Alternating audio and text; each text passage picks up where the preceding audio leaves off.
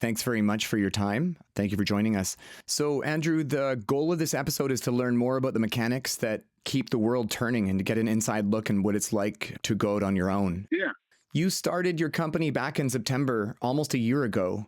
Yeah. And prior to that, you worked in the forestry sector for a few different companies, and then you moved over to a local Komatsu dealer. Is that correct? Correct.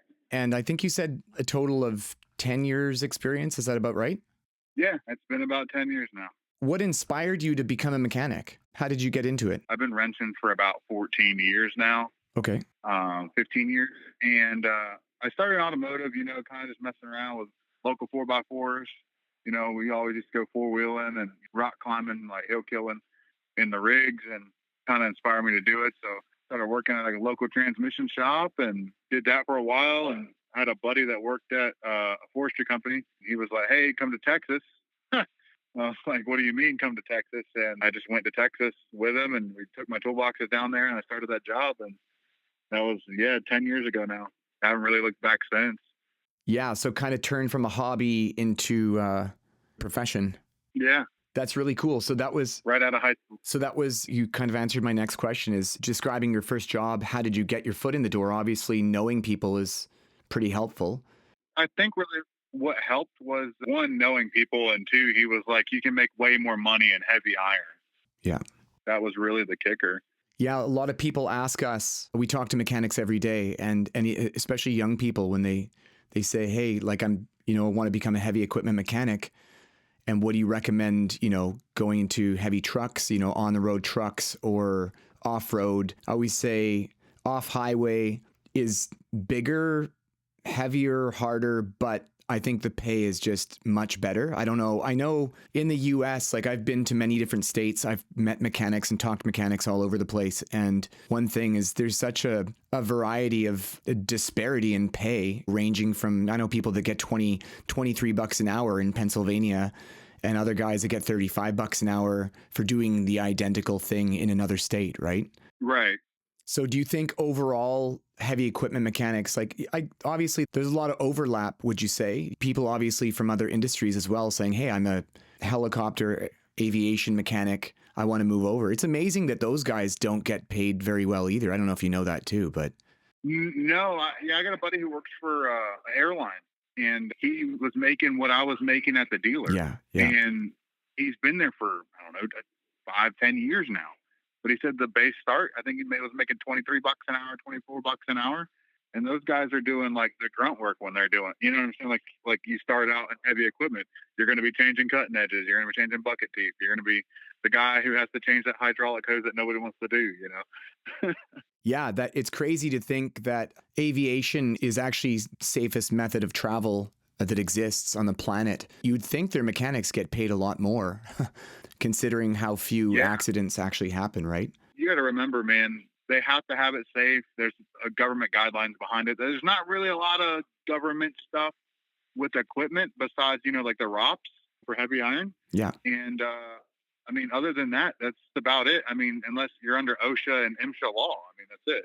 It's not really a big thing. There's not like I forget what the aviation people are called, but they're not out there inspecting planes every month. You PM equipment once a month if it runs a lot, but you're not doing a nut and bolt check, because you're not thousands of feet in the air. Do you know, it's funny? I heard on a podcast, I forget where I heard it the other day. It's like the reason why the aviation industry is so safe and air travel is so safe is because senators and government people are constantly traveling and they want to ensure that they don't die. So they made the laws very, very difficult for air travel companies to get around. They regulated the industry so much so that they wouldn't die. I don't know if they care about anyone else, but Right. which is a good thing. That's kind of when you want government, the very few times where you want government regulation.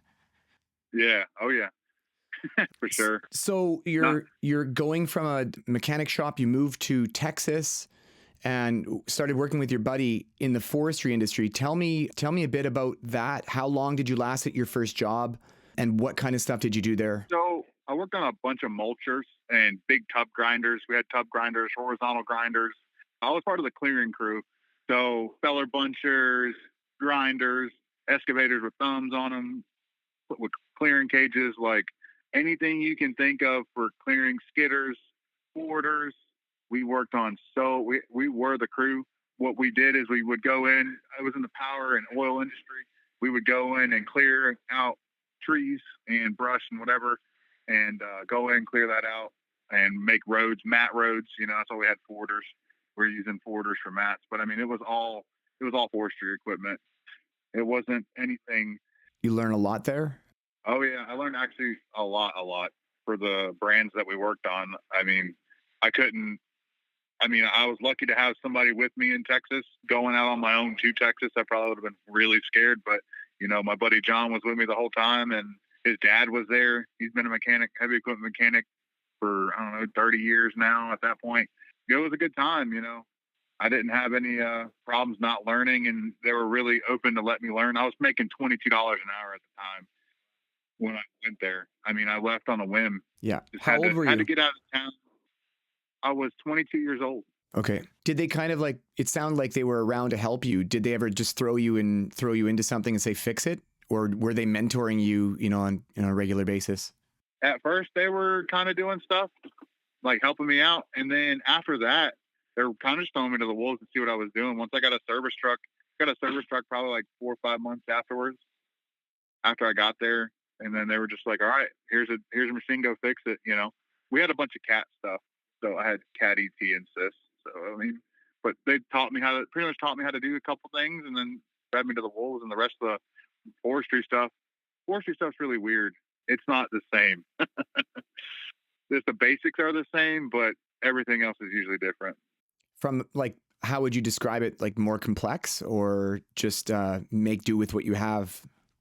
More complex and kind of do what you got where you are. You know, when you're doing a 72-mile ride away to put up a power line, you know, in the middle of Texas. I mean, we're in southeastern Texas. I mean, there's nothing out there. So you kind of got to work with what you got and overnight parts as you need to the local cat dealer and drive 30, 40 miles one way Yeah. just to get parts. Yeah. I mean, it's just a lot.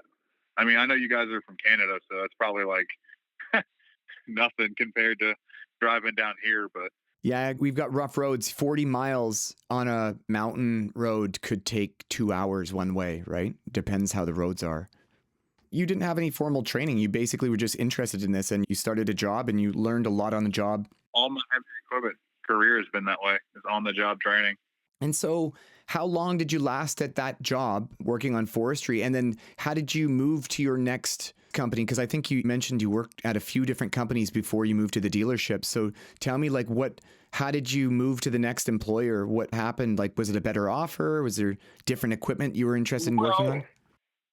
I mean, I did about 3.5 years on the road with that company, and after doing that, man, we were. I mean, it was a job. Like it wasn't your 9 to 5. You're at home. You know, my girlfriend was here. You know, at the time, she's now my wife, but you know, at the time, I would never saw her. Man, I was away from home for months on end, and I just got tired of it. I finally, you know, built a house and came home. Is pretty much what happened. I've traveled to Florida, all through the Southeast, Texas, Florida, Alabama, Louisiana, Ohio, Virginia, West Virginia, Wyoming, Arizona, California. You know, like we traveled. You know, that's just how it was with that company, and we're just all over the place all the time. And you get after 3 years of that, working 6, 7 days a week all the time. You know, working 100. Once the e-log thing came into place in America, we had to have e-logs. You know, we got pushed back to 70 hours, so we got pushed back to 6 days a week. But before that, it was 7 days a week, hardcore, man, on the road making money. You know, Wow. trying to make it. Probably learned a lot in that time. Most people, obviously, in this industry, I don't think I know anyone that works 40 hours a week. It's probably 60 hours a week for various different reasons. Yeah. At 60 plus, I would say 60 is the new 40. Right, for us, definitely. Yeah. Well, So downtime's everything. yeah, exactly. Yeah, that's right. And so that company that you worked with, they were, like you said, a power company, I guess, or No, they were a heavy civil contractor. okay. They're still kicking to this day. I mean, they're a top 100 contractor every year. to get into a company like that at a young age and just go with it, man, like it was a life changing event for me. I would not be in the place I am today Yeah, without that foot in the door. But you got to want it. that's That's the that's hard right. life. You got to want it. If you don't want it, if I can say anything to somebody who wants to come over to heavy equipment, it's long hours, it's tiring. But once you get to the point where I'm at now, or some of the around my area and some of the greats all around the world, it takes time to get there. But when you get there, it's well worth it, because then you can finally take that breather and step back and be like, okay, I know this now. I don't have to work so hard because I've learned over time how to do it quickly and efficiently and not in a safe manner at that point. So you're traveling around a lot with that company, and finally you said, "I just Yeah. want to, be closer to home." And so you Yeah. you got work with another company close to home. Is that how it happened? I actually came home and worked straight for the dealer. Oh wow. Okay. So I came home and worked for the local Komatsu dealer. That was right before COVID, about a year before COVID, 8 months before COVID, something like that. And then the dealership life is, it's weird. It's not for everybody. How do you mean? I didn't really have a good management team up top per se, in my opinion. I mean, I'm not throwing off on them, but I just feel like I come off the road. The guy who got me the job at the other company, he came home at the same time, and so did his dad. We all quit traveling, because they'd been on the road at that point for 8 years of their life. Me, it was only 3. They came home, and I stayed another year at that company, and I just come home and got a job here and just started working for the dealer. And I guess they were expecting, me just to get in a truck and keep it going. Of course you had your preliminary time in the shop, but once I got a truck, it was just COVID happened. I didn't have actual training at that time, and I was in a field truck. I guess I kind of got thrown to the wolves, because it's like, go make us money, So they gave you the keys and said, have fun. You're saying that at that particular dealer, they didn't support you that well. No, not at the time. And like I said, it was COVID, was full swing. We were still slammed at the dealer. COVID was going on. They didn't have training in person. It was all online classes. Me, I got ADD, so I can't sit at a computer and read. Yeah. I need somebody to be like, this is the nut you turn. Wow. Yeah. So there's a lot of reading. Did they have, video kind of training, or was there any of that, or mainly reading? It was really reading. The cool thing with Komatsu is, even with the service manuals, once I understood them, my job got 20 times better. Okay. Service manuals for Komatsu were great. I mean, John Deere's got their stuff too. Cat, everybody's got all their stuff. But it's so much better at the dealer level. And then once you understand it, my job got way easier. And I actually kind of got put into the position of, hey, so-and-so went and looked at this code, put a part on it, didn't fix the problem. Can you go look at it? And I was like, okay. I kind of was self-taught in that aspect. They had a really good trainer, and that guy, I got hooked up with him, man. And I would call him on the phone when I'd have an issue. He wouldn't tell me how to necessarily fix the machine, but he would help me in the diag process. I think I learned a lot more electrical diagnostics at the dealer, because that's pretty much what you do when you're at the dealer, is chase codes in the earlier stages of machines. But I learned a lot about electrical, and my dad's an electrician. There was a picture the other day my wife showed me as a kid in one of the old family photo albums. Me and my dad have one of those little circuit board sets that I'm wiring. It's always been in my blood. I just kind of stuck to that aspect of chasing codes and electrical nightmares. Is like, hey, so and so looked at this machine. We put all these sensors on it. We can't find anything wrong with the harness. Can you come look at it? Where I've kind of put my foot in the door. So how many other mechanics did you work with at that Komatsu dealer? So at the time, we had 15. Oh, wow. 6 in the shop, and the rest were in the field. About 9, 10 in the field. And so of the guys, let's just say the guys, well, your coworkers, the guys, like of those 15, how many of them had been with the dealer for, several years? What did it range in seniority? I don't know, probably 6 of them were there for more than 5 years. Okay. And then I know for a fact 5 or 6 of them were there for 20 plus years at the same location. Okay. Were they helpful with you? Were they always eager to, because everyone's busy, like you said, you're thrown to the wolves. You're like, here, go make money. So did you find, most of the people were willing to either ask questions and or help with the stuff that you were dealing with? Yeah, they were. When I was in the shop first, there's a guy named Mr. A. He was on me like white on rice, man. Like he would watch you like a hawk. You're the new guy, he doesn't want you to mess up. He's the shop foreman. And I was like, oh, come on, old man. I know what I'm doing. Calm down, Yeah. But I mean, he was really prideful and he was really helpful with stuff. And, me still being younger, I mean, you're looking, oh, it's 5 years ago now, probably somewhere in that range. They were helpful. Daryl was helpful. Mr. A was helpful. Got the trainer in Florida, but just like other technicians. And I think what happened is like people at the dealerships get new trucks all the time. And so I kind of got that role of like the golden child, or like I got lucky because I was a new kid on the block. No one got a new truck that year. And the first new truck that came in, I got it straight into the field. Yeah. There was kind of a knife that they wanted to put in my back sometimes because I got the new truck and, they didn't. And I don't know, I guess it's because I showed my worth and, I kind of put myself in that electrical door of like electrical diag, and they knew it. So they were like, hey, go make us money, But I mean, the older guys didn't care. They were always helpful. Yeah, that's cool. It's cool when a company acts as a team. Obviously, everyone has their own motives and their people are competitive and they've got their egos in whatever way. But it's really cool when you have a team and all that you care about is a collective success. Obviously, everyone cares about doing well. Some people probably don't deserve to do so well. Have you ever been in an environment where you're kind of just naturally working harder than other people? And the oldest, not always the oldest, but some people who don't work as hard actively sit around, get mad at you for making a bad example for you actually working? Have you ever felt that before? 100%. Oh, yeah, 100%, man. Like, and that's what I was saying. You got to want it. And I've always been really prideful.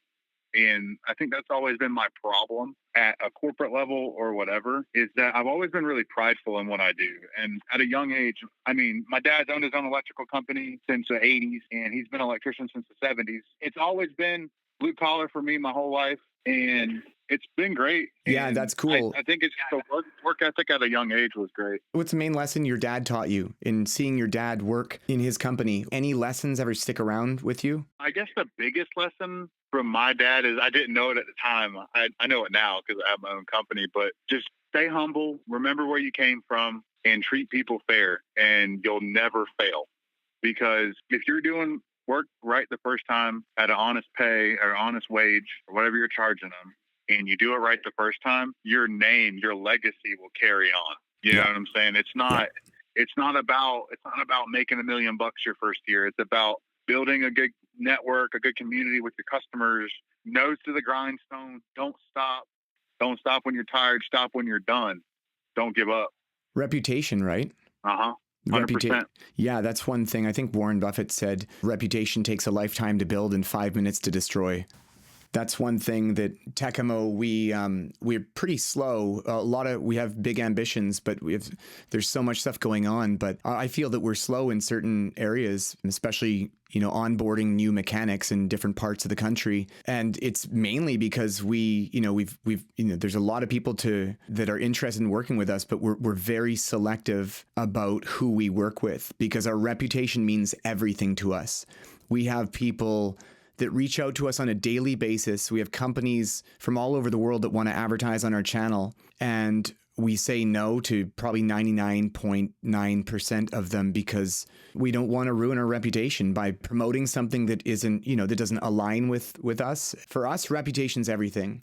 We would be happy to turn down short-term profit for reputation, for long-term sustainability. So those are some things you learn from your dad, and that's huge because a lot of people don't have those people around them to learn those lessons from, right? And that's kind of what we're hoping to do with the podcast and with the YouTube channel is pass on these things as knowledge to people and help them be better at whatever it is they want to do. Yeah, no, that's cool. I mean, I've got customers for days, dude. I'm up to my ears. It's a lot for me, I've got plenty of customers. It's not. I just want to reach out. The whole reason why I guess I reached out, and talking about it's a community thing for me, man. Like I'm an independent now. I want to meet the next independent. What do you do? How do you do it? how can I help you? You help me. It's about a community, man. Like, and making sure everybody's problems are fixed right the first time. It's not, hey, we're going to go make a bunch of money. It's about community and doing right. We're doing it right the first time. Because at the end of the day, or you don't stand behind your work, you'll be nothing. You get a bad name, you're done. Yeah. Attitude's another thing. You probably realized when you were starting out that people wanted to help you because they saw you had an attitude where you wanted to learn and be better. If you don't have that Right. attitude, people will be less inclined to want to help you. So I think attitude for us, like when we hire someone, I almost don't care what they know. If they have a good attitude and they're willing to learn, they sincerely, want to learn and to do well and to better themselves and to admit when they have made mistakes, totally fine to make mistakes. It's attitude that's huge. That will make you very successful in your life. Yeah. I've got another guy that I've met actually recently before I started the business. He's a local guy. He owns his own company too. And, and I talk to him a lot. He's successful in what he's done in the area.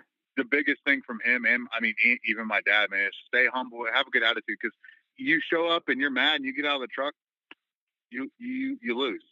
Your whole day goes to nothing. You can't get over it, and then you just look like one of those petty old mechanics that's mad all the time. Yeah. Hey, what about what's your experience in dealing? Obviously, you've dealt with a lot of end users or a lot of operators or equipment owners.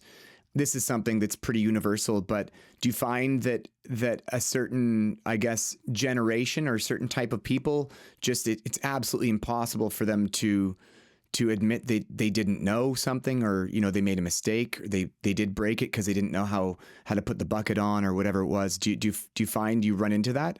I really don't run into that as much as I used to, but I guess for the age group that you're trying to describe, I feel like it's guys younger that have done it for a couple of years and they think they know.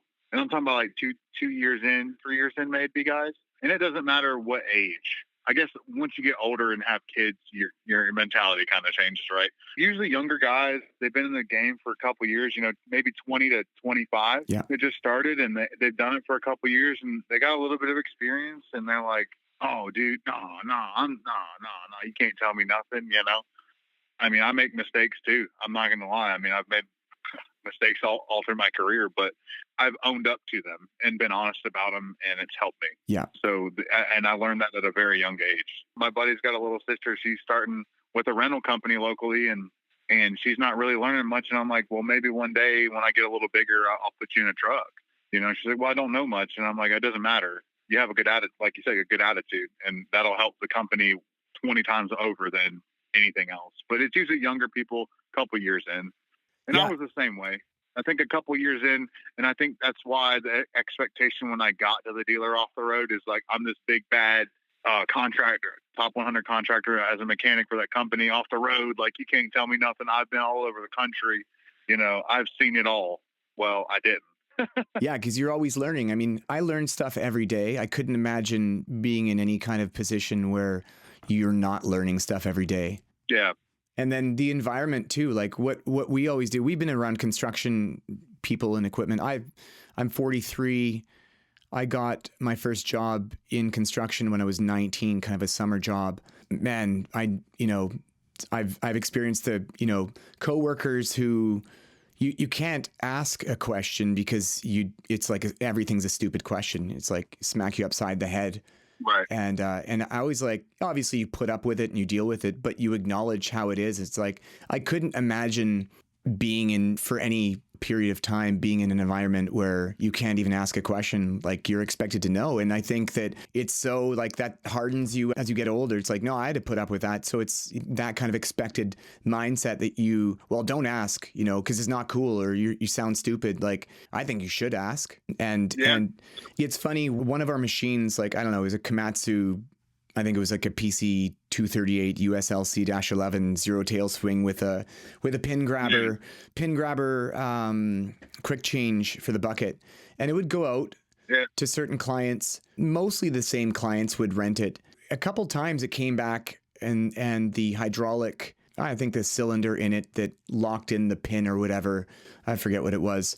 it came back broken. And the manufacturer says 99% of the time that happens is because the operator doesn't know how to put the bucket on. So we said, okay, Correct. you don't want to accuse anyone, because there again, that's a losing battle. It's like, I know how to put those on. So we made a video, a how to. We started out with a wedge coupler. In Canada, we've got the wedge couplers. Yeah. We tied the bolt up. So we did that, and we published it on one of our channels. I don't even think it's on the Tekamo channel. We saw the view count, like 1,000, 2,000, 3,000, 4,000. Wow, man, in a short period of time, there's so many people who are looking at that. And the cool thing is that we put it out there. We're trying to educate people, but we know deep down that no one will admit they don't know how to properly put a bucket on. 100% they won't. And so no one likes to admit fault. Or that they don't know. I think that sucks, personally. I'm totally fine admitting that I screwed up. Obviously, some screw ups are very costly. Nobody wants to screw up, or nobody wants to admit that. You got to be willing to accept fault and to want to learn and get better. I think people should just be like, I'm going to ask the question. That's the attitude we have here at Tekamo, and every single person I work with. It's cool if you don't know something, you ask. Like, obviously, people are in this day and age are very good at figuring stuff out on their own. That's why we have YouTube to learn stuff, and the internet. But there's never a stupid question. That's really important. The people that you work with, it's really important that people can be honest with you, and because if they don't trust you, they're not going to tell you stuff. They're not going to ask those questions, and then that's when you set yourself up for big failure. I think is when you're not willing to point something out or ask a question. So. Back to your dealer. When you worked at the dealer, it sounds like you didn't work there for very long. For was it maybe 3 or 4 years? Was it? 3 years. Okay. What's the biggest thing that bothered you about the business model, or the mindset, or the philosophy of the kind of the dealer model and how they work? What is something that if you were running that place, you would do differently? I think they didn't have enough help in the right places, and it trickled down to the field. Eminently what happened, and I said that in my exit interview, and then now it's different. Maybe the advice that you gave them, actually. The field dispatch, so you call in, hey, come on to service, whatever, blah, blah, blah, blah, blah. Where you at? Okay, we'll get to you whatever day, right? And then things happen in the field. Not every tech's going to be free. Most of the time, when you have about 10 field techs, a lot of the companies here have 10, 15 field techs. All the local dealers here have about 10 or 15. So most of the time you can send somebody, but sometimes stuff happens. You got guys on block time at the rock quarry, or those guys are doing two guys are doing a big job in the field. And then like you only have 5 guys, and then all of them are busy and they didn't finish a diag, or waiting on a technical bulletin to come out from, the manufacturer or something, about what's going on. And it was like, he had to do that. He had to dispatch. He had to do the time cards for everybody, in the shop and in the field. He was just so overwhelmed, and the upper management really didn't care and didn't help him. And so like it all kind of trickled down to him. And then it just ended up like, sometimes he would tell a customer something. And there was times I got out of the truck, man, they're like, you were supposed to be here 4 days ago. And I'm like, I'm sorry. Like, what do you want me to do about it? I'm here now, I just get told where to be. Sorry. And then like the reputation of that dealer after I've left was just terrible, man. Like, and I didn't know at the time, that it was like that, but they kind of had a bad taste in their mouth in the community because of not good response time, not good service. I didn't know it at the time when I was working there. It just kind of trickled downhill, man, and I fixed a lot of machines when I was there. I'm not lying to you, man. I don't know how many times I had this tech look at it. Can you go look at it? And it was the same guys over and over again, or the lazy guy that didn't want to do anything and only wanted to work 40 hours at the dealer and go home. Wow. Fixing your coworkers' mistakes then. Right. There was a bunch of times where I would go out to something somebody else has already looked at. Yeah. A lot of times I was chasing other people's problems. And I don't think it was because technicians weren't properly trained. I think it was lack of just wanting to do the job. And I think that's really trickled down now, is like, you got to want it. I've noticed more mechanics leave the field because they don't want to turn a wrench anymore. They don't love it deep down inside. I'm crazy enough to, for some reason. So I think that's really what ended up happening. It wasn't that the guys weren't trained. They didn't know how to do it, or like whatever, like there wasn't enough help in the office. And then it trickled down to the field, and the guy just got lazy or just complacent, something was going on. And it's not easy being a field mechanic. One wrong move at home can cost you your whole day. Do you remember a time when you came to a machine and you said, like, you looked at what had happened and you know that it was the previous mechanic who, like you said, wanted to leave early and they just patched it up, forgot about it, left it there. Do you ever remember a moment where you're like, you want to say something because it's so obvious, at least to you, but you don't want to throw anyone under the bus, whether it's a competitor or whether it's a coworker? There's that etiquette as a mechanic not to kind of, talk people that are in the same business. But do you ever remember a time where it's like it was really hard to keep it in from not? Oh yeah. I mean, there was a couple of times, I was like, okay, this is ridiculous. Like, seriously. When it was just super blatant and you're like, okay, this is why. But I mean, for the most part, 9 times out of 10, everybody will check a harness differently. And that's where I got my name from, is the electrical guy. And a lot of times machines don't, you can put a sensor on it and you can drive it for 2 hours and it's fine.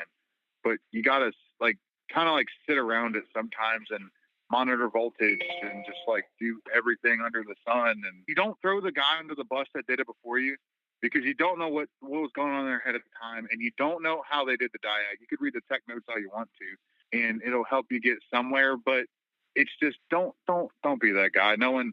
At the end of the day, it's not your fault. It's not his fault. At the end of the day, the customer just wants the machine fixed. It doesn't matter about how it happens. It's my machine's been down this long now. I need somebody to fix it today or in a timely manner.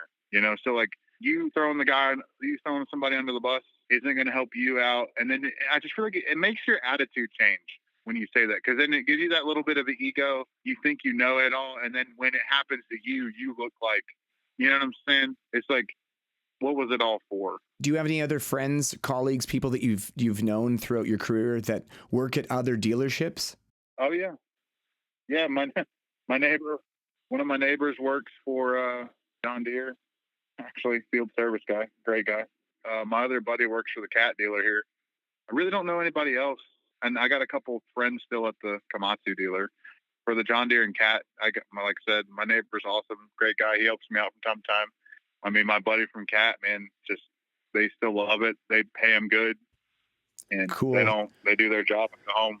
Are there common things from your discussions with them that other dealers do, kind of, that I can say all dealers do the same? Like, oh, they do that too. Oh, is there anything that things that you noticed at the Komatsu dealer?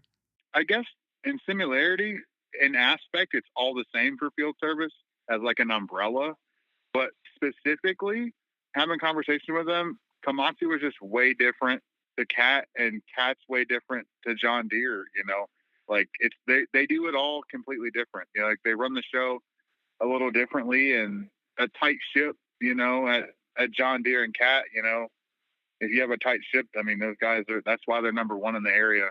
When you ride up and down the highway in construction, you'll see the Komatsus, but it's Deere and cat right around the road. So I think they just run a little bit of a tighter ship. It's not like a laid back atmosphere.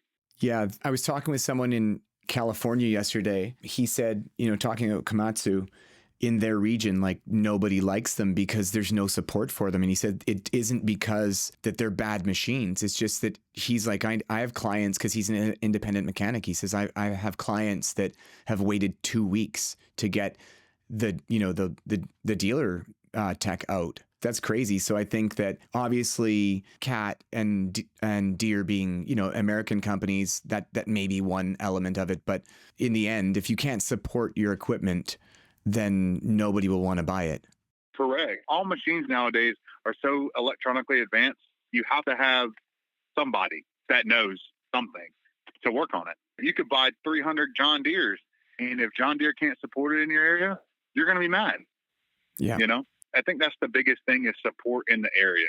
I will say that the local Komatsu dealer here now, I mean, they have really changed up a lot how they do things, and there's always something off about it. And I think that's what happened. And that management team was just, none of them are there anymore, because my other buddy still works there that I got him a job. And, he's like, dude, it's completely changed. Like, it's better. We have help on help on help. Training is like a must. Like it's boom down your face. So like I think they noticed that it's time to get better because if we want market share in the world, you got to support your product. That's funny. That's exactly market share in the world and even regionally. One thing Tekamo is going to be doing, and we've been in talks, for the past couple of years with certain companies, global companies who sell from Europe.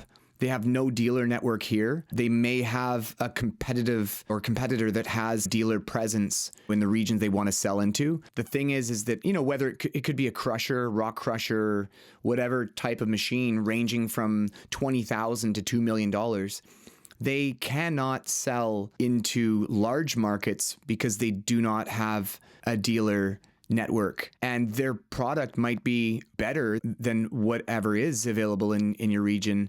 And so right now, I think we have 650 independent heavy equipment mechanics in the Tekamo network. Now, those are not officially onboarded, but those are people who are available to do work. Obviously, varying skill levels, and that's the whole thing. We talk about reputation. So I'm not claiming that we have 650 amazing mechanics that are ready to go out.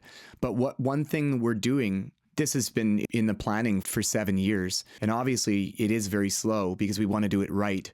And we don't have billions of dollars behind us. But we've been in talks with companies so that they can sell. They've got people, for example, in whatever region in the States, they've got potential buyers and prospect buyers that want to make the investment and would prefer their machines over anything else, but they don't want to do it because of support. But with the Tekamo network, you can be independent as yourself. You can get training for specific manufacturer through Tekamo and that manufacturer, and then you become the authorized service partner in that region. And so what we want to do is not just have one in a region, but we want to have a few. And that way, whoever it may be, the company can go out and actually claim that they have, very good support. And I mean, we could theoretically have support in every single state, have multiple mechanics in every single state and province in Canada. And that is the plan. And then that way you've taken the training, it may be a higher rate. Who knows? It could be a higher rate. It could be better work. But one thing that's guaranteed is that the clients that haven't made these big investments, they're ideal clients, but it's a good way of getting your foot in the door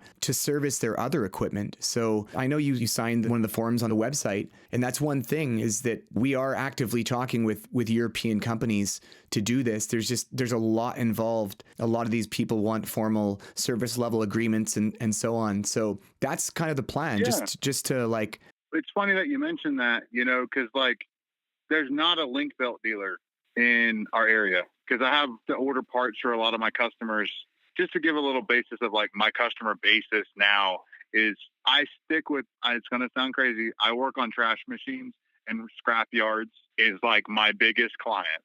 I know it sounds crazy, nasty, dirty, but there's money in trash and recycling. I don't know why. Oh, yeah. We know that. I'm crazy. Yeah.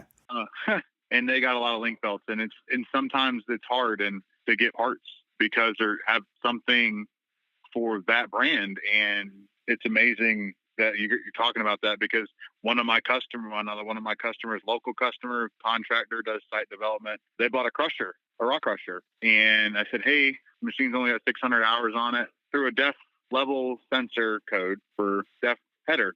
And I have that manufacturer, when these buy a machine from them, it was like $700,000 crusher. And it's an impact crusher. It's not a jaw crusher. So it has bars in it. So they gave a wiring schematic, give you all you with it. And so, I run down the schematic. I think that is a European machine, but the dealer that sells them here is not a certified Cummins dealer. Okay. And it's got a Cummins in it. Yeah. So you have to call Cummins to come out and service it. And that's just for one element of it, right? That's just for one element. Right. Buy a depth tank sensor and I'll put it in, no problem. But there's not a certified person in the area for that. They have one guy that works on them, but they're not a certified Cummins dealer. And whatever else engines they put in them, that dealer specifically is not a certified authorized dealer for that. Yeah. So they're certified in the machine, so they'll do anything on the machine, but they'll just throw the engine and everything else or anything else that's not part of that manufacturer. You have to go to somebody else. Like that seems like kind of crazy. Like there's no support about it. And like, it's just been a nightmare, man, trying to deal with them because they just want to sell you parts and sell you a machine, but they don't have anybody to support it. But that customer relies on me to keep that machine going, but it costs them money, but they just bought it a year ago. Yeah. How does that work? You know? We've been going to Con Expo and Bauma and those shows for years. And I've talked to so many manufacturers over the last 10 plus years, 14, 15 years, whatever.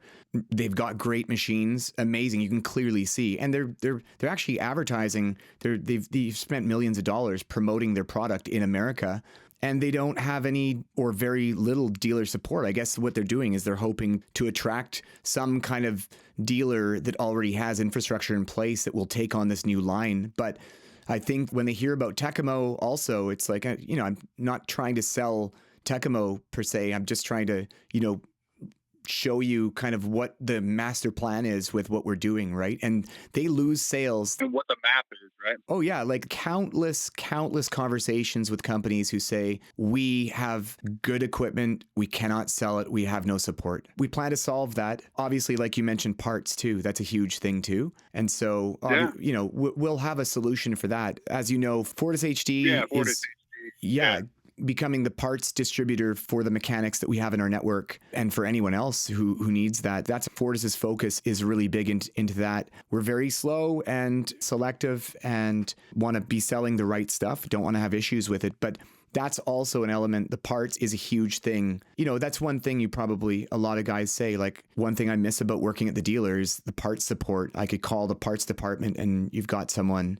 there that figure out what kind of parts I need. I don't need to spend 3 hours figuring it out, right? Well, see, even at the dealer, when I was at the dealer, I would look up parts and I would email part numbers with the work order number to somebody so they could attach. And all the parts people had to do was put it on the work order, and the parts people would pick them and they'd put them on our shelves. As a mechanic at the dealer, and that's across the board. Mechanics are required to look up their parts and they email a parts person. You don't have to have somebody knows what they're doing. Like, they just required you to do that. Yeah. Now that I'm independent, I guess the parts thing, it's harder now because I don't have access to the portals like everybody has.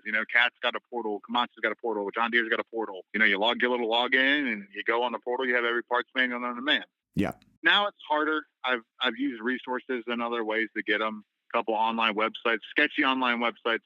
I was real sketchy about using them. I actually got a $500 limit credit card. Oh yeah. To buy repair manuals off the internet in case my car got stolen. Yeah. It's helped out. What happened? What was the catalyst to make you want to leave the dealer? I wanted to do what I'm doing now, but I had to sign a non-compete. So the only way to leave, I've always wanted to start my own mechanic business, and everybody's like, "Why don't you do this on your own? You could do it." And I was like, "All right, yeah." Well, I had a non-compete, so I had no other choice but to. I couldn't go work on Komatsu's for myself right out the gate. So explain that. So who made you sign the non-compete? I signed a sign-on bonus. Okay. When I went to the dealer. Okay. And so with the sign-on bonus, you sign a non-compete. So if you quit, and if you quit within a certain amount of time, you have to pay back the money. I signed a $5,000 US sign-on bonus to go to the dealer. It's $5,000. Okay, and so I get it, because I know that there were some rules. I don't know, Supreme Court or whoever ruled on non-competes and the validity of them. There's some argument. Not at the time. Yeah, sure. Yeah, not at the time, though. That's interesting, but I've heard a lot of stuff about agreements and whatever, and it's interesting that because I think a standard non-compete is just like, it's not built into the sign-on bonus, quote, sign-on bonus. It's just into your, in your employment agreement or contract agreement, and it's just something they slip in there. Do you remember how long the non-compete was for? A year. So basically, you sign this, you get $5,000 as a sign-on bonus. Yeah, you sign on. You have to stay with the dealer for 2 years.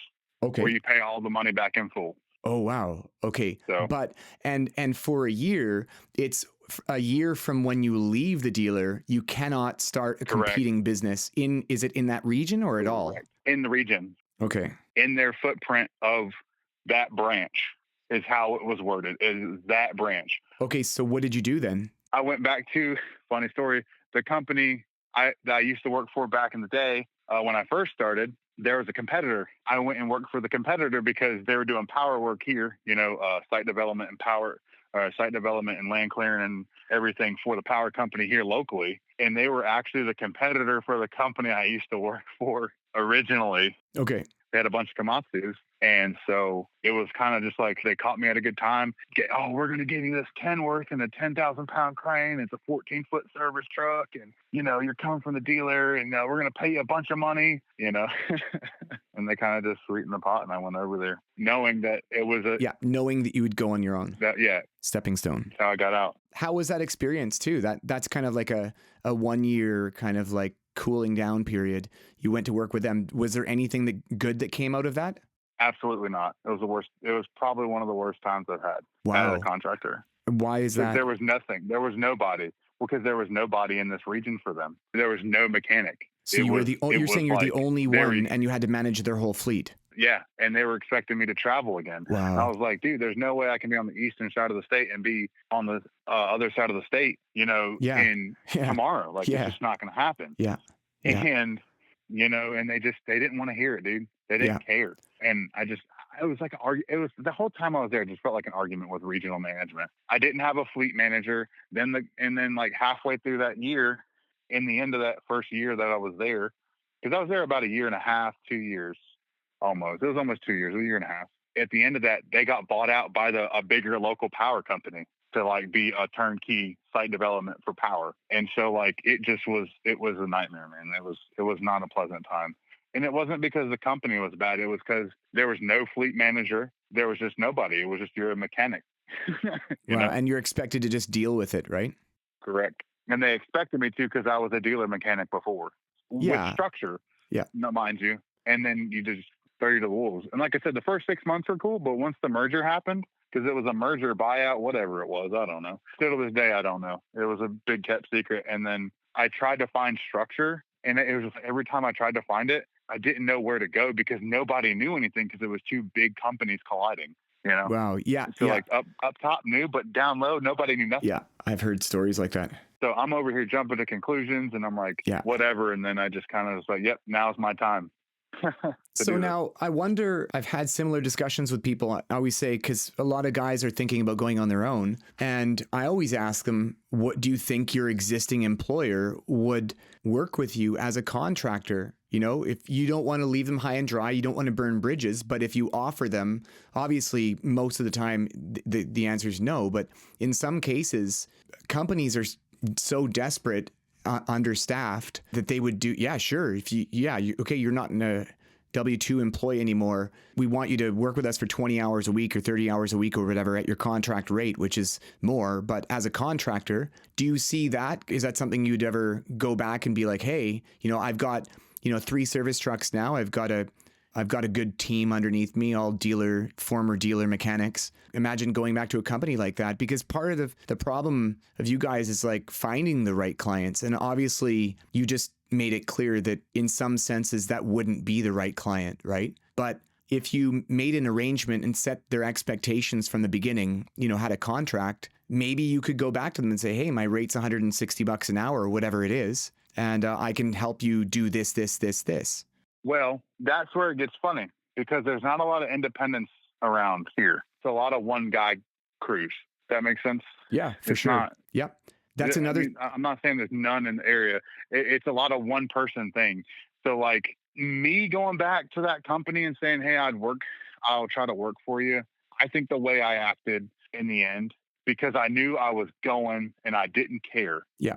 And I think that, going back to attitude, I had a bad attitude because of how it was and like just how that was, all that went down. I don't think they would actually hire me because of me personally. Yeah. Yeah. Honestly, if I would have acted better, I think I could have walked away, and they would have been okay with it. This is a great lesson, man. This is part of what you're doing is helping other people not make the same mistakes. And it's great that you can admit that, like you were bitter when you left. They might not, I was mad. Yeah. Well, see, I was working all the time for them. I was working at night for me. I was so tired of their BS, just like the attitude, like just bad attitude. I burnt that bridge, dude. I don't know. Yeah. Like maybe now that it's calmed down. Yeah. Yeah. Probably. Yeah. But at the end of the day, the dealer network here, and they use Cat and Deer, the dealer network here, and I'm like, it's pretty strong. It's hard to compete with the dealers right down the road that offer that same guy on a block time contract for what you're going to get an hour, and they have dealer support, because they have that many. So it's kind of hard in this area, per se. Yeah. But if you were at a company, and I think if you exited properly, I think you 100% you could. But you would have to have it set in stone, because corporate companies flip a switch in the heartbeat. Yeah. You know, And there's no loyalty. There's no loyalty. no, Yeah, I know. it's the best deal at the time for them and the best benefit for them at the time. And it doesn't matter how long, it's just the best benefit for them at this time. Yeah. I mean, at the end of the day, if you can't get over, and I think that's what I learned now, business is business. You know what I'm saying? So, like, if you put yourself in their shoes, wouldn't you do the same thing? It's just business. Well, I answer that question actually a lot for myself, and the answer is probably no. A lot of the time, people do some pretty evil.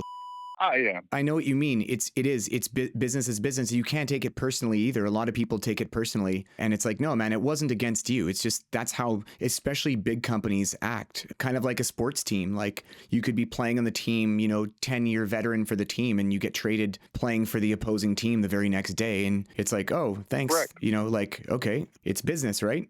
Right. And that's the aspect I'm talking about. Don't take it personal. I'm not saying like you're talking about is no, being no, but it just really depends on who's locally for that company. You know what I'm saying?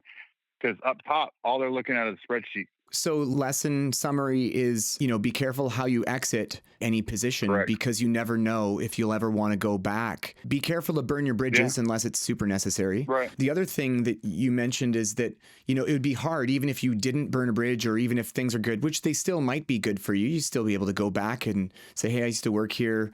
You could, tell them your story, how it wasn't an ideal time for anyone because everyone was stressed out because of the acquisition and the transition and whatever. But if you were able to go back and say, hey, I've got a team of 5 people in the area and we can support you. Well, in this case, if in the power company, if they had services in other regions, even other states, you could say, look, we can support you. Dealer level quality support, better rate, guaranteed service level agreement means that you respond within a certain amount of time. You could go to them. But this is another big thing. A lot of people, listeners or viewers or whatever, will probably wonder like, hey, I filled out that form a long time ago. A number of reasons why we haven't talked to people yet. And one thing we really try to do is target a region that, has a decent amount of people. So not just a one-horse town type thing, but in every case, we want to work with people like you who are also friendly with essentially their competitors, because it's a pretty small community. And if you consider how big of a market the dealers have in most regions, it's almost like a monopoly. It's huge. Yeah, it's huge. So, it's huge. Like dealers, it's hard to compete, right? Guys need to realize that it's like, and obviously there will always be people who don't want to talk with their competitors because, they're adversaries. And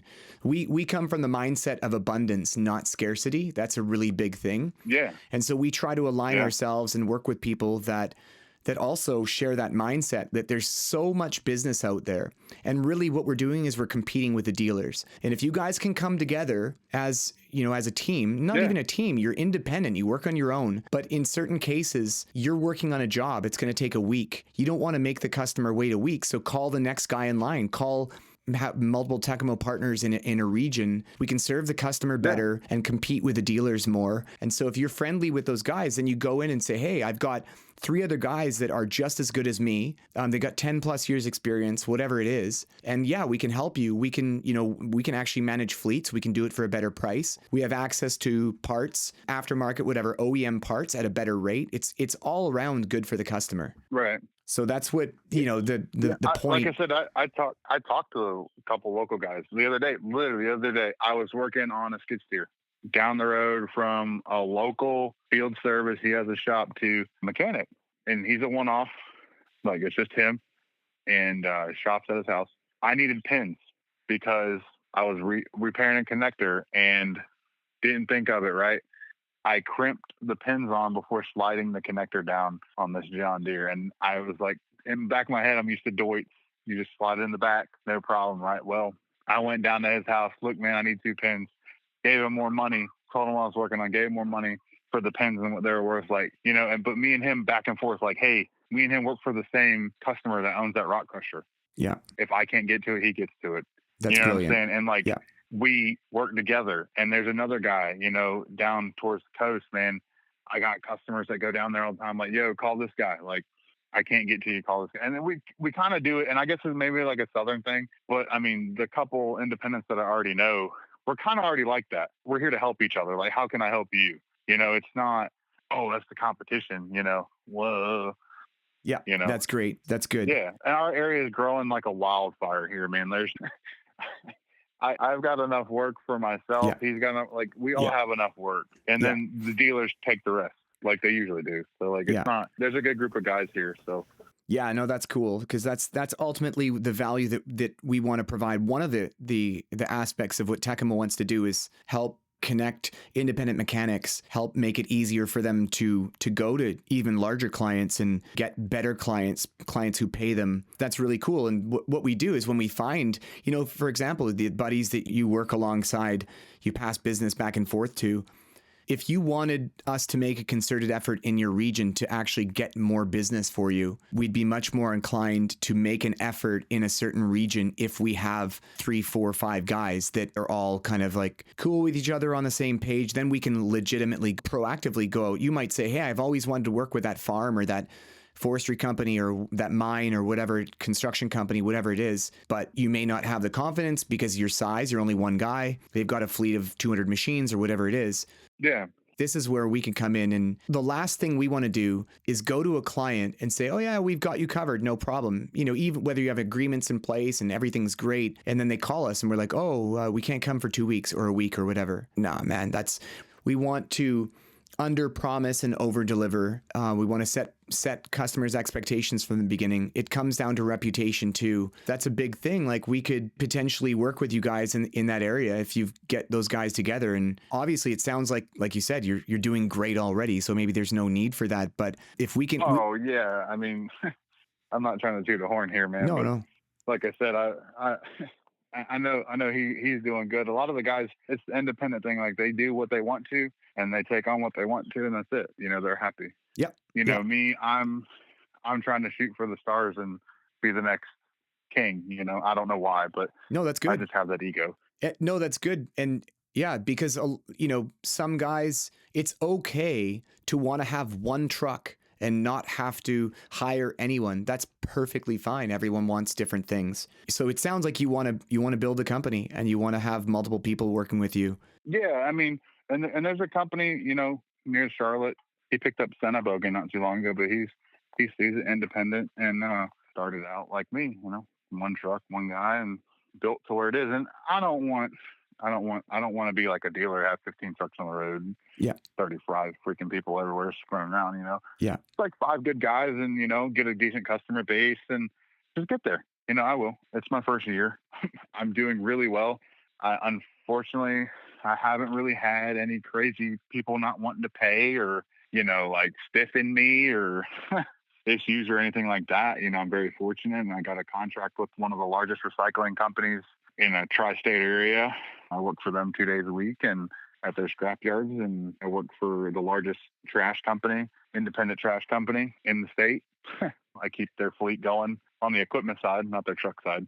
Same thing with recycling, the scrapyard guys keep all their scrapyard cranes going. I've picked up a lot of mom and pops here and there along the way. But so what's the biggest thing standing in your way of you growing to, say, having 5 guys? Like obviously you started a year ago, so you got to take baby steps and grow organically, hopefully. Yeah, I'm trying not to. I know of one local guy who's told me his story, but I don't want to go full out in debt. I don't want to go buy 100 because the used mechanics truck market in the U.S., I don't know if you've seen it or know anything about it right now, but it's just astronomical for these trucks. Yeah. So I want a bigger truck. I'm not in an ideal truck right now. I'm in a 2006 Ford F-250 with a service body on it. I've got a compressor, a torch in the back, and I've put boxes on the side of it. I took the back seat out. I have toolboxes behind me. I don't have a crane, so I think the next thing is baby step 1: get a truck, upfit it the way I can make it work. Baby step 2: buy a mechanic's truck with a crane on it. Yeah. And it's not easy dealing with on the auction websites trying to outbid a corporate customer that needs another truck, and they're only buying it for the body because they're going to buy a new truck and put that body on something, because it was hard to get bodies for a while, or And it doesn't matter what manufacturing body it is or truck. It's just, it's hard to compete. I've got a kid on the way in February. And so, like, I'm not trying to overexert my money and go full out in debt and then something happen. I guess the scary part is not having enough capital up front. Yeah, that's one thing I was going to ask you is what, when you left your job and you went on your own, what was the biggest thing you were worried about? Well, honestly, truthfully, I was in debt, credit card debt, like the rest of America. I've literally, and that's what I've done this year is worked my way out of credit card debt. I'm debt free right now besides my house. That was baby step number one. Start the business, get out of debt. Baby step number two, upfit the truck, make sure it's right for what I need and kind of stay in my lane. And then don't go out, take on jobs you can't do because you don't have a crane. Baby step number three is to get a truck and not go buy a truck from one of these local car dealerships that are buying them at auction for 60 grand and selling them to you after they paint them and fix them a little bit and used car dealer mafia, and sell it to you for 100 grand. Like, I don't see the point in going in debt that much in the first year. And then you're just not going to, if you do get approved for a loan, it's going to be expensive. Yeah, interest is a lot higher than it was a couple of years ago for sure. Yeah. I wasn't in a good spot when I left the company. It was kind of the unknown. But I used what I know best in my work ethic and put my nose to the grindstone and got myself to where I am today. What's the biggest challenge that you faced in the past year? Is there anything that was existential that you thought, like, I need to get over this? Or was there anything that happened, or is it pretty steady? What do you mean, like work-wise or? Yeah, if you're looking back on the past year, was there anything that happened, any single event that happened that really set you back? Could have been really bad, but it didn't turn out that bad. I guess what it was in the beginning was the first month or so. Because, so like I said, I started the company in September. I actually fully quit my contractor job January 19th. Okay. The month of January, the company didn't do but $5,000. It's not a lot of money to work with there. And so the first 2 months were rough, being in debt, trying to start a company and, like just trying to get the ball rolling. And I guess that goes back to my character is I've fallen into place at the right time. I guess I'm kind of lucky, but I guess that goes back to my character and my work ethic. I punched through, the first 2 months and we didn't make a lot of money. Right after that, boom, I'm landing in the largest recycling company's pocket. How did that happen? Hey, how did you get connected with them? Well, a local guy he has his own business and he was like, hey, this mechanic, he just went independent. You need to hire him. At the time, I really didn't know much about the equipment that they had. When I talked to him, I said, hey, I don't know much about your equipment. I really haven't worked on this brand before, but I'm willing to try and I'm going to give you a good rate compared to the dealer. And I promise my response time will be better. And just like that, here we are today. Wow. Like I said, I work for them 20 hours a week. I just show up and do whatever they want to, wherever they're at in a certain little area now. Like, hey, call them, text the service manager, fleet manager Sunday, even, hey, where you want me to go? Or he'll call me Friday or something. And, hey, I need you to go here. And I'm just kind of like their contract mechanic. Cool. Kind of go wherever they want to 2 days a week, and then my other customers fall in line. It seems like Monday mornings and Fridays are usually when I get my most phone calls, or Thursdays. Monday morning phone calls. Do you work on weekends too? Oh, yeah. I actually work Sunday because I didn't work Saturday. I decided to take a little bit of a break. How hard was it to set up a company in Carolina? Was it pretty simple? Oh, super simple. I feel like I did it at the right time. Honestly, I used a website to start my LLC. Yep. I paid them like $500. And then I wanted a cool logo, my last name's Beach. I wanted to be, and my logo was cool. And I wanted a good slogan. And so I got with a company and paid them. I mean, it was all in all, maybe like $1,200, but you don't have to pay what I paid. I wanted to do it right the first time. I didn't want to have any legalities or anything like that. So $1,200, and a lot of it was legality stuff that you don't actually have to do as a company. But I was just like, just in case. Having done this for the last 10, 11 months now, is there anything that you underestimated? Like, for example, administrative work or whatever? Is there stuff that you're like, oh man, I didn't know it would take that long? I use QuickBooks, but getting used to the billing, getting used to staying on top of invoicing, getting used to making sure I kind of got the receipts drilled into my head at the corporate companies. Make sure you take a picture of your receipt and, code it and everything, like I kind of stay on top of my receipts. The biggest thing for me was selling myself short at the beginning and not billing what I needed to be billing. Okay. and kind of being scared. Like scared to actually bill them fairly. Cause I know a lot of mechanics, they might have spent 10 hours on the job, but they only bill for 8 because some of it was, searching on the internet or whatever it was. So yeah. So you're billing, I assume it's door to door. Your clock starts when you leave your shop or your home or whatever. And then so it just depends on what client it is. Some clients get one-way travels.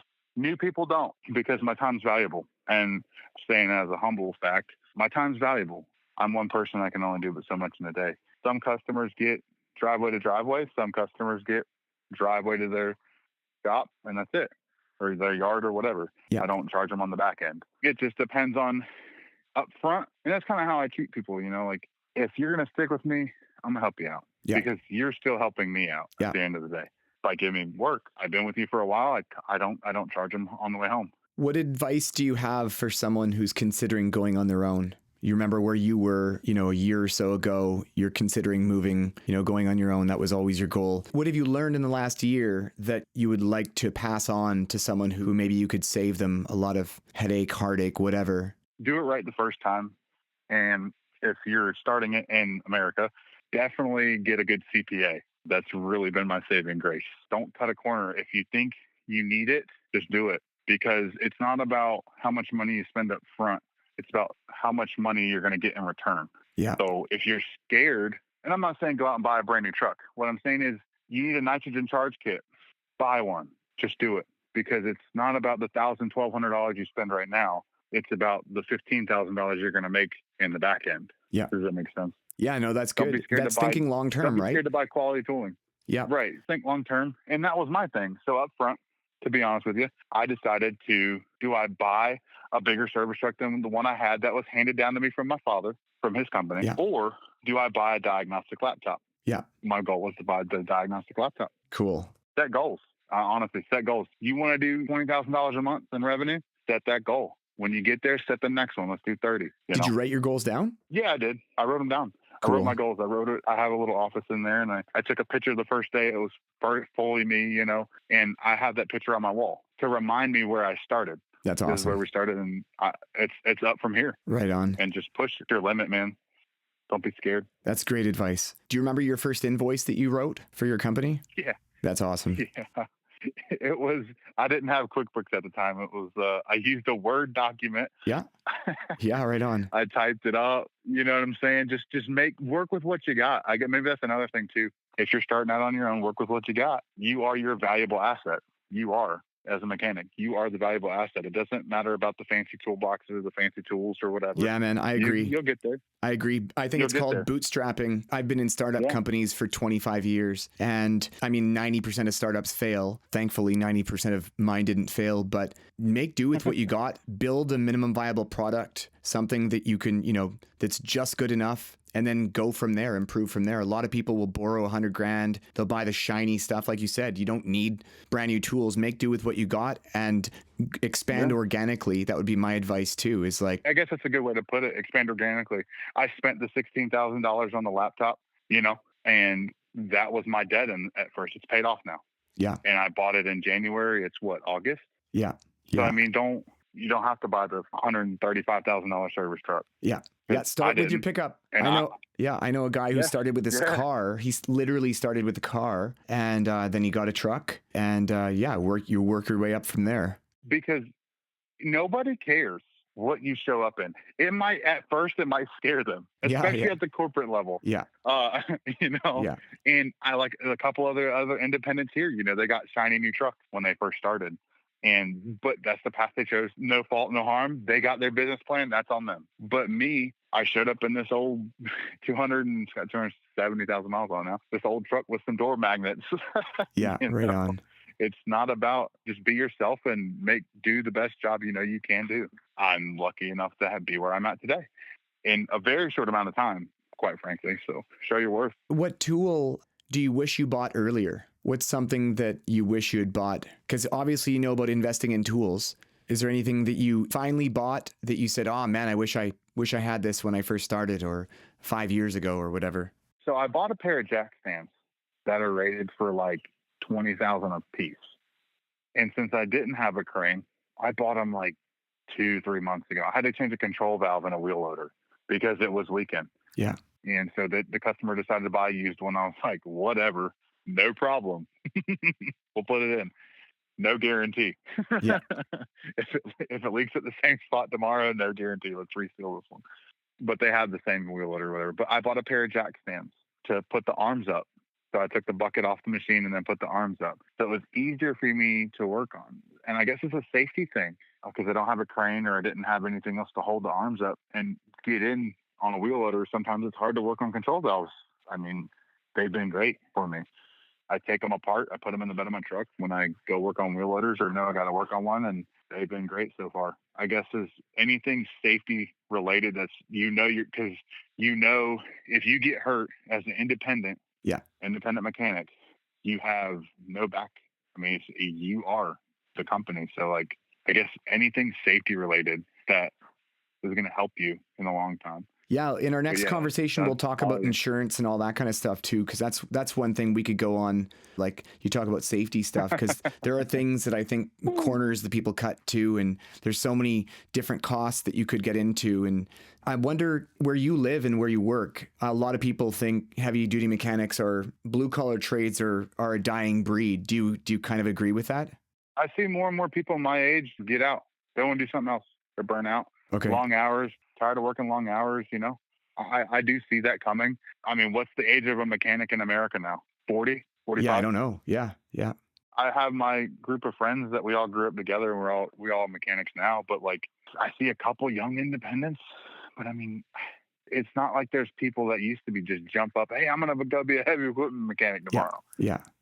It's kind of a dying breed. Do you think YouTube and social media plays like a role in inspiring people to get into it? Like social media? Yeah. Kind of deal?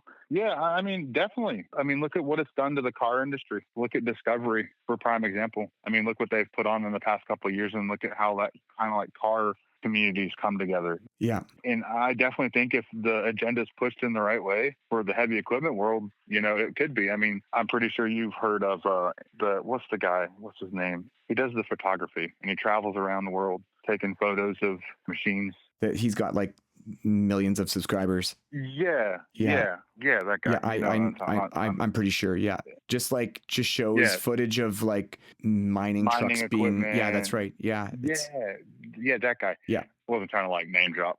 No, that's cool. No, I can't even think of the name, but I know exactly who you're talking about because it's always in my feed. But but I mean, look at that guy. He just does photography for it. Yeah. But how much traction has that pushed to the younger generation? Yeah. Yeah. Oh, maybe I want to be an equipment operator, or maybe I want to work on it. And I think that's part of the problem is social media is such a strong influence nowadays. YouTube, whatever, it's such a strong influence on the younger generation. If nobody pushes it out there, no one's going to be in line after me. Yeah. And passing knowledge down too, passing your knowledge. That's a big thing. It's like, we really want to be known for, some of our content's pretty funny. Right. And we definitely want to be passing that knowledge down. We have huge plans for training people, and a lot of people watch the channel from other parts of the world. I got a guy from Myanmar, and he lives in UAE right now, and he works for a dealer, and he watches our stuff and he learns from it. It's really cool to hear people. We get emails all the time from people, from younger people saying that, I never thought I'd be in this business, but I saw your channel and your videos, and I realized it's something that I could do. And like you said, a lot of people realize it's too difficult for them, right? I would say more often than not, people drop out because it's too difficult. I don't have the exact stats, but it's not an easy trade. It's not an easy trade at all. It's really hard sometimes. Let's just say you're talking to a young person now, and you want to inspire them to get into it. What are like a few things like, look, man, it's going to be difficult. We know that. Like you can't understate that. But what are the top 3 reasons why you would suggest someone to get into it? Like, why is it rewarding for you? What has it done for you economically and anything else? Economically and kind of being in the community, it's kind of cool being I'm the guy they call when they have a problem. I'm a problem solver for them, if that makes sense. Oh yeah. So like it's kind of cool being the guy like, hey, Beach, come on, man. I need you to come fix my machine tomorrow. Like, I'm the guy they called because of what I've built, and I did that. And it's kind of like a pride thing. Like, it makes me feel like I have greatness just all around me. Every day I get in the truck and do it. Like, I have this sense of pride, and like, I'm the one they call, and they rely on me, and like, I'm that guy. Oh, I got a guy for that. Like, you can be that person. It's rewarding to me mentally when you win. Sometimes a hard diet comes up, and you're trying to figure out what's going on, and it takes a little bit of time, and you do the thing, but you come out on top and you fix it, and you're like, yeah, I did that. I have that feeling of accomplishment because I fixed that machine, and it's rewarding in that aspect for me because it's not only just one time. I do it over and over again, and it doesn't, I guess it doesn't get old for me, if that makes sense. Oh yeah. No, that's cool. I mean, at a younger age, when I was with the, I didn't see it as much, but now it's like way more rewarding now. But I've been in the industry a decade at this time, or it might have been longer than that. I don't even know. I was working on an air compressor the other night at the house with compost people, and my buddy was like, "Man, it's been 12 years or something." I'm like, "Has it really been that long since you're out?" I don't even know anymore. Yeah. The days go by. Cool, man. Thank you again to Andrew Beach for joining us today and sharing your knowledge and journey so far. It's been great, a great chat. Andrew, thanks again. It was a great chat. We'll definitely keep in touch. We could talk again for another several hours. I've got a lot of other follow-up questions, like we talked about insurance and a bunch of other stuff, but let's definitely chat again. Yeah. To those that are listening, we'd love to hear your feedback. If you have any follow-up questions for us or for Andrew, let us know. Thank you very much for your time. We'll be in touch.